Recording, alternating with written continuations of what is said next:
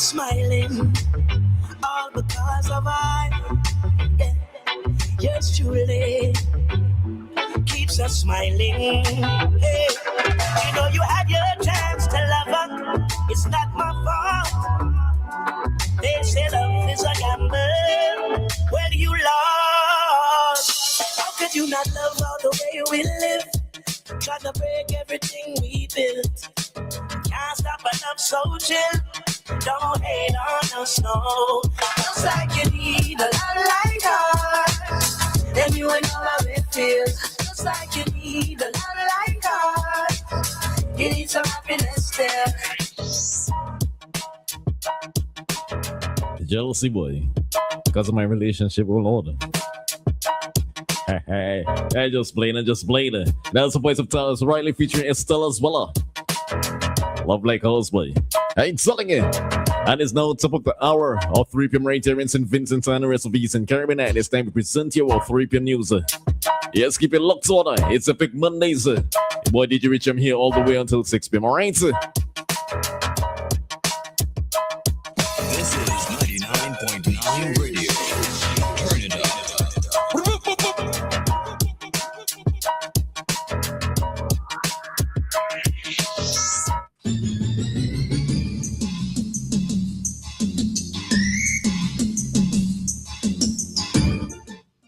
Good afternoon and welcome to WeFM's 3 p.m. news.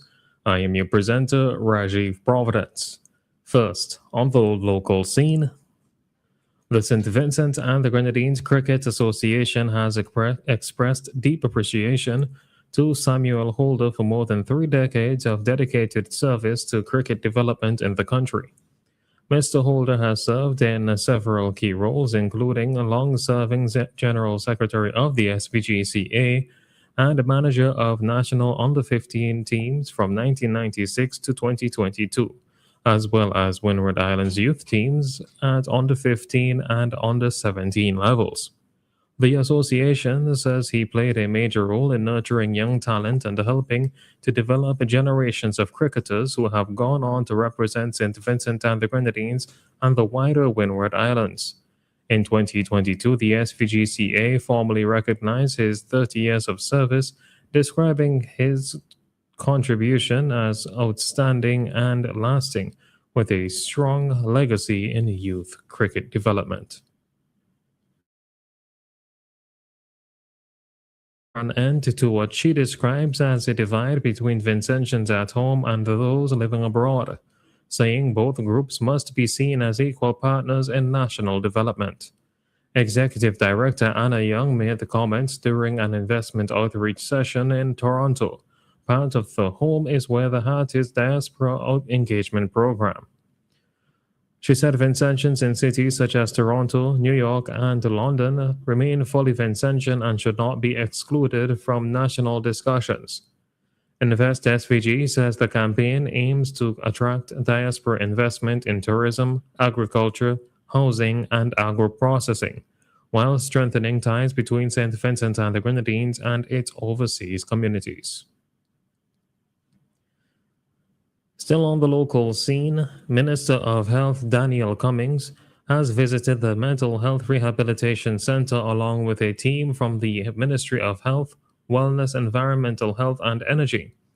The visit was carried out to assess current conditions at the facility and to engage directly with staff and stakeholders on the ground. Officials said the tour highlighted the commitment and dedication of healthcare workers who continue to provide daily care and support for patients under challenging conditions. At the same time, the ministry acknowledged that more work is needed to improve mental health services and upgrade the physical environment for both patients and staff. The ministry has thanked the team at the facility for their service and says it will continue working with partners to support ongoing improvements and modernization efforts. On to news in the region. Jamaica has offered to assist Tobago in strengthening its water sports safety systems following the death of 7-year-old Angelica Jogi at Pigeon Point in April 2026, after a jet ski incident sparked public outrage. Tourism Minister Edmund Bartlett pointed to Jamaica's decade-long ban on personal watercraft rentals, introduced after a series of fatal accidents as an example of strict safety regulation. He said Jamaica is willing to share best practices and work with Tobago on improving marine safety, training, and enforcement. In Tobago, officials at the Tobago House of Assembly have welcomed the offer as the island continues to tighten regulations under its updated marine park legislation.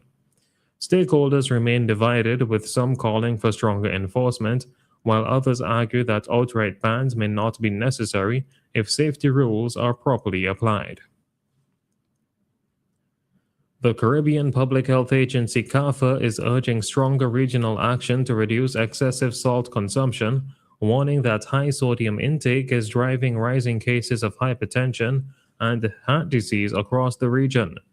CARPHA says between 21 and 27% of Caribbean adults are hypertensive, while many people consume nearly double the World Health Organization's recommended daily salt limit of less than 5 grams. The agency is calling on governments, the food industry, and individuals to support salt reduction strategies, including better food labeling, public education campaigns, and reform of processed foods. CARPHA says cutting salt intake is a simple but effective way to reduce cardiovascular disease and improve long-term public health across the Caribbean.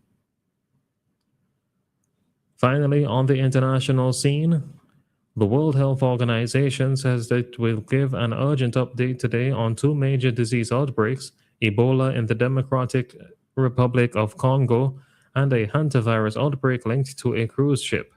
Health officials report more than 390 suspected Ebola cases and at least 100 deaths in the DR Congo, with cases also confirmed in neighboring Uganda.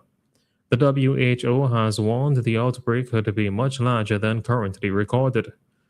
The Ebola strain involved has no approved vaccine or treatment, raising concerns among health authorities in the region. At the same time, the WHO is also monitoring a hantavirus outbreak that has affected passengers on a cruise ship, where several deaths have already been reported. The WHO Director General is expected to give further details on both outbreaks later today. This has been WeFM's 3 p.m. News. I have been your presenter, Rajiv Providence. Join us again at 5:30 for WeFM's Evening News, and we thank you for listening. That could have been you. An accident that could have been avoided because your tires had almost no grip on the road. Safety is a factor that should never be overlooked when it comes to your car or whatever you